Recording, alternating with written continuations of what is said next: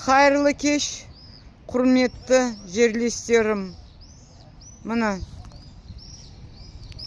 қазақша сөйлейік, қазақшаны қолдайық, әділ жұмыс істейік. Мына суны беріп батыр Сарқырамаға. Бүкіл жиналған қоқыстар Сарқыраманың ішінде қалып батыр. Енді мына суны жіберділер, су келе жатыр. Мына қоқыстар су толғанда олар бәрі жайылып қалыр суын ішіне. Мына бір жұмыс бітпеді. Мына солай шаруа.